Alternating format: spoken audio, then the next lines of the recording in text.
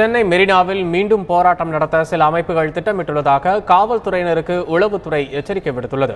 இதையடுத்து மெரினா கடற்கரை பகுதியில் பாதுகாப்பு மற்றும் கண்காணிப்பு பணிகள் தீவிரப்படுத்தப்பட்டுள்ளன. இதுகுறித்து எமது செய்தியாளர் ராஜா தரும் கூடுதல் தகவல்களை பார்க்கலாம்.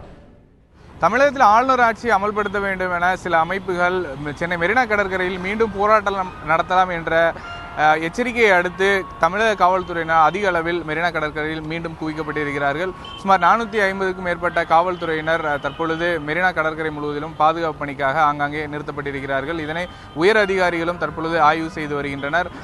இந்த போலீசாரில் அதிக அளவில் ஆயுதப்படை போலீசார் குவிக்கப்பட்டிருக்கிறார்கள். விரைவு படை போலீசார் தயார் நிலையில் வைக்கப்பட்டிருக்கிறார்கள். ஏற்கனவே ஜல்லிக்கட்டு போராட்டத்திற்கு பிறகு நடந்த தடியடிக்காக இங்கு 144 தடை உத்தரவு போடப்பட்டிருந்தது. சில நாட்கள் அதிக அளவில் போலீசார் இருந்த நிலையில் அந்த பாதுகாப்பானது விலக்கிக் கொள்ளப்பட்டது.